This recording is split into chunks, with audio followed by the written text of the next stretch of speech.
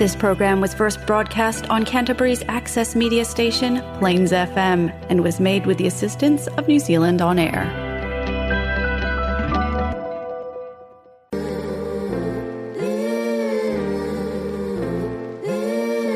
Hello and welcome to Voices Unhindered.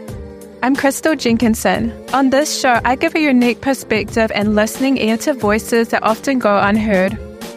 I want everyone to know that you are not alone and that your voice and story matters. On today's episode of Voices Unhindered, I speak with Tipene Nathan, a member of the music duo TRUE SONZ and regional coordinator of Man Up Canterbury. We talk about his new album and life experiences. How did your duo TRUE SONZ form? We met at church, actually, and we just started to... there used to be three of us. The other guy, he's not a part of it anymore. And we used to do performances at church. When did it form? To be honest, I'm only going to count from last year because that's when me and Dallas started to take it a bit more serious. Like, we were doing church performances every, few months or something like that. And it wasn't until we started to get our own merchandise and stuff, our own clothing, and to record in the studio, to start connecting with people that are in the music industry in Christchurch. So, yeah, I'll say 2023 to be fair. Oh, cool. So it all started in church? Pretty much, yeah. How would you describe your music? Like, where does it come from? Our music, from my perspective, is pretty much the way we were raised up and overcoming certain things like addictions or insecurity or depression or stuff like that. And because I've been through a pretty, rough upbringing, that's how I sort of use the music as a healing platform. That's cool for you and for others. Dallas is pretty much the same too. He likes talking about what he went through, but he loves talking about what he's overcome. So, and I'm the same too. And how would you describe your upbringing in a few words? So I'm the eldest of 6 brothers. My poor mum, but my dad was a gang member and my mum was a drinker. So it got normalised dysfunction in the way of drinking and domestic violence and never been settled in one school. A bit dysfunctional, but we were always grateful for what we had. You moved around a lot? Yeah, we moved around a lot, like from school to school, place to place. The stability wasn't really there.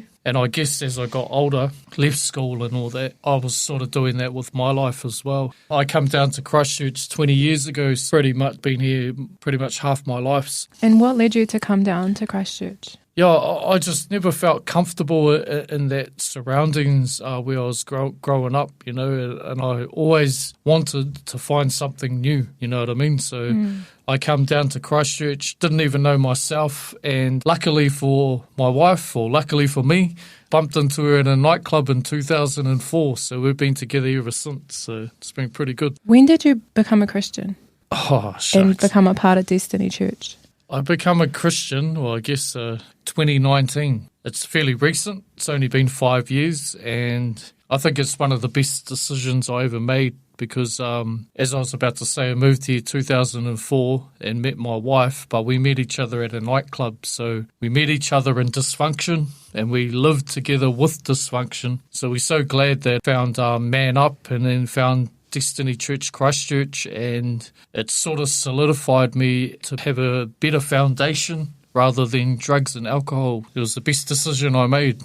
I know this is a long story, but how did you get free from, you say, drugs and alcohol and some of the habits that you had? It took time to have self-awareness. It took time to look at myself in the mirror, actually, and think, am I happy with what I'm doing in my life? I've always worked, so I've always been a worker, and I started to focus on, okay, how can I level up in my work? Like, instead of just being a labourer or an off-sider or just a push the broom guy, how do I level up in my life? A big part of it was becoming clean from those dysfunctional behaviours, writing a lot of things down and just self-talk, being around people that have overcome these things and could encourage me but not only encouraged me, held me accountable to my words, to my actions, and that's why I love being a part of what I'm a part of through Man Up. I'm the regional coordinator for Man Up, so what that looks like is that I'm responsible to oversee all the other Man Up groups that are run in Canterbury and in Christchurch Centrals. I guess for me,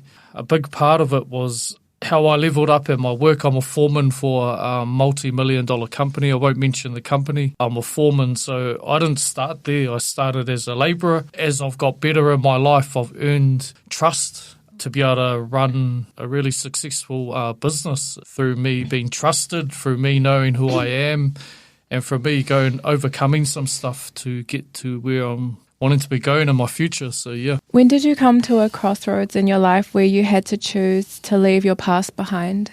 It's interesting to say leave your past behind. I don't think I've ever left my past behind. I won't dwell on it, but I always remember my past because I don't want to go back there. So I don't want to be that person who just forgets about it. Nah, you have to remember your mistakes so you can learn from them. This is my way anyway, and I'd rather learn from your mistake rather than mine, but you got to learn from your own mistakes. So, yeah, I've left a lot of things in the past, but I still always remember the wrong things that I've done. And it was a lot of behavioural issues, and when you realise why you behave like that, you start to break it down and think, okay, these are the reasons why, but I don't want to continue behaving like this. And about your music, how did you form your latest song, 666 Rival? 666 Rival. So if you're a fan of Bone Thugs or Busy Bone, he coined this term, 666 Rival, and in a lot of his songs, he would always say 666 Rival. We actually sampled Busy Bone in that song.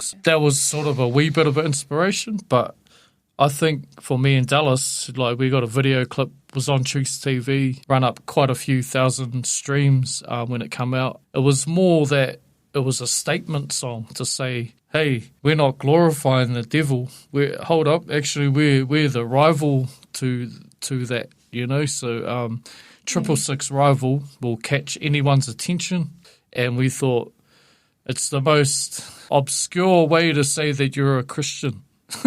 Yeah, that's how it come about. And what are some of the names and stories behind some of your new songs on your new album? We got a song called Excuse Me Miss. It's a bit of a controversial one, but the song is about a woman, no woman in particular, so don't worry, it's not aimed at anyone, that has multiple kids to different men and is raising the kids without a father in their life. And we just highlighting the fact that things happen and she can do better for herself as a mother if she loves herself, so her kids can look at her and know that, sweet, if she loves herself, they can love themselves, you know, not instead of blaming the three different father figures that aren't there and then transpiring that to their kids, you know. So it's a bit of a controversial song, but we're featuring one of the brothers, Taina Māori. He's from the East Coast, and he's singing the hook on it, and he's got a bit of a Jah Rastafari jam on it. It's actually really a good song.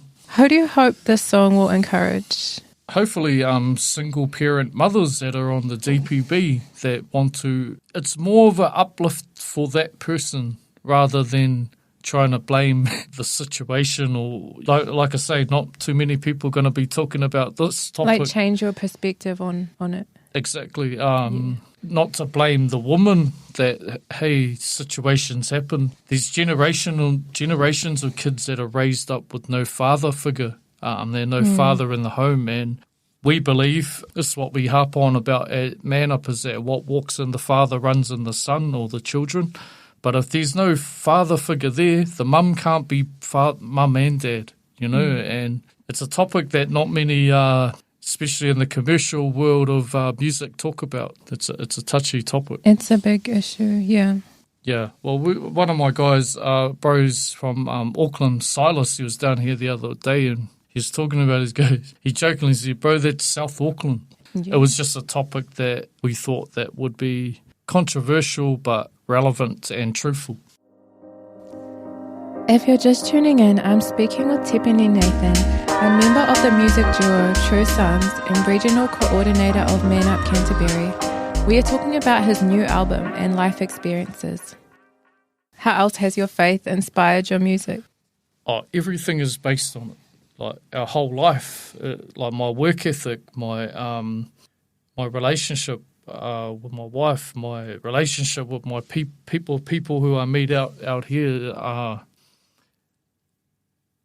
There'd be without faith, there would be no true sons, because we know that to be true sons, we need to know who the true father is, and that's the origin of where true sons come from. Heaps of people have asked, how did you get true sons? So, true sons with the true father.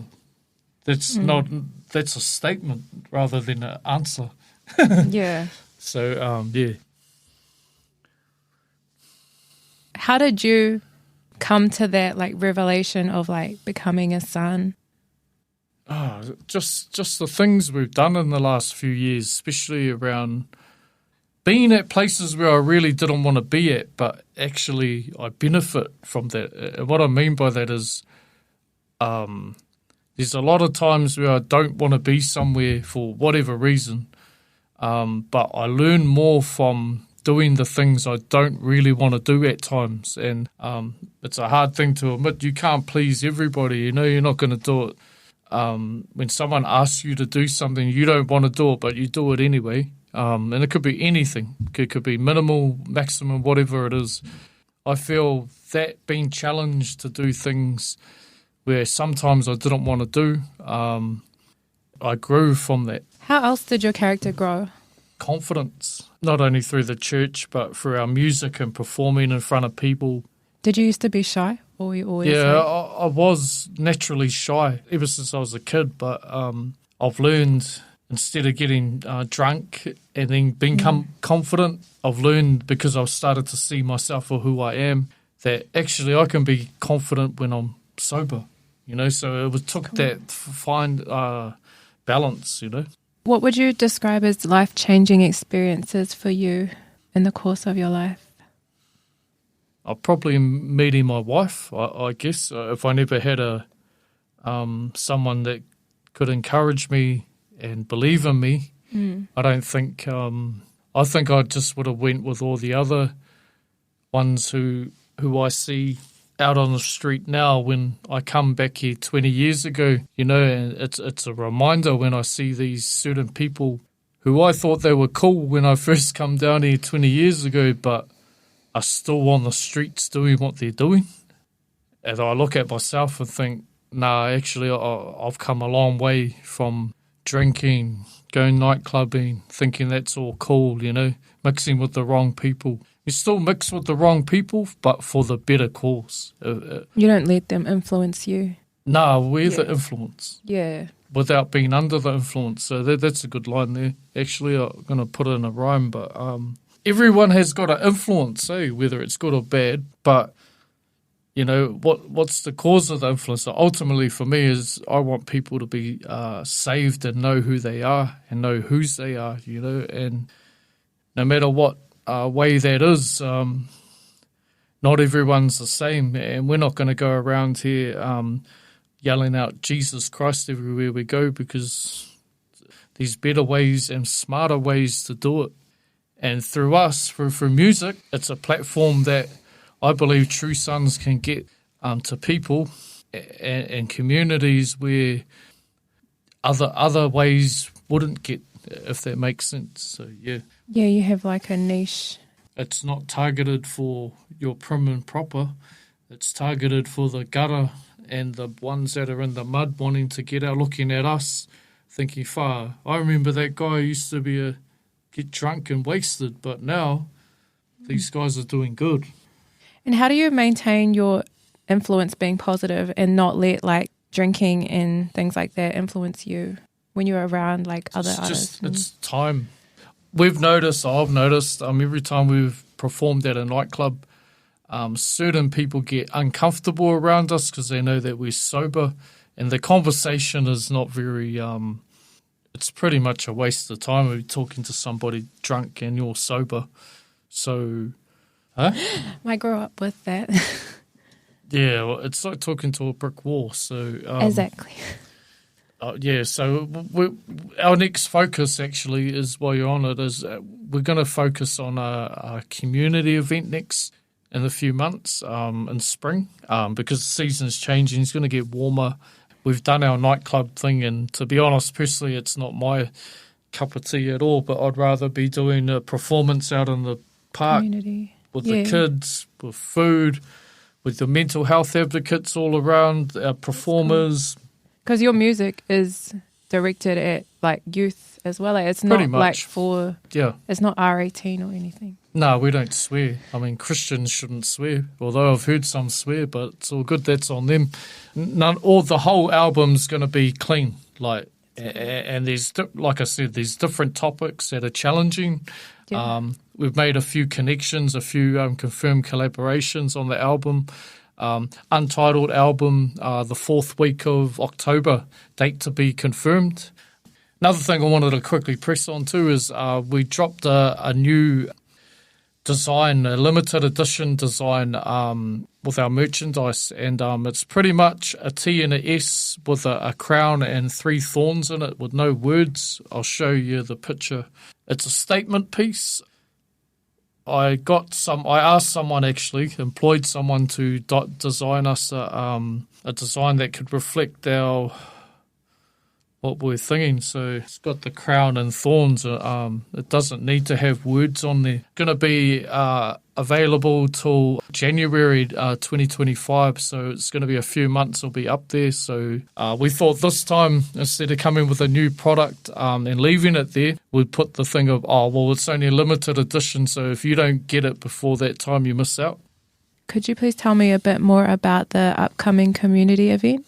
Yeah, so myself and Dallas we're community based and focused. So we live on the east side in Linwood, Woolston area. So we're looking at trying to set up a stage and some music at the Linwood Park next to the pools. So there's no dates being confirmed, but we're trying to get some sponsorship on board. We're getting a sponsorship letter written out and stuff like that. And pretty much just artists will be performing. There'll be mental health advocates like Man Up and Legacy will be there.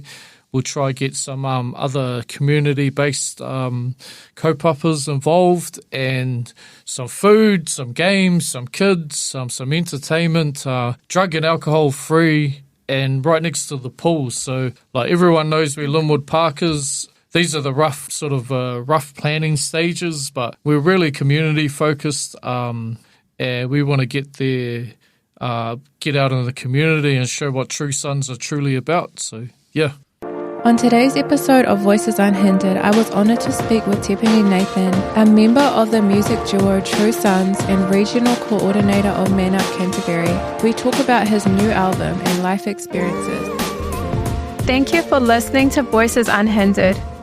It's great hearing from my listeners. Reach out with questions and comments through Insta or Facebook. Just search for Voices Unhindered.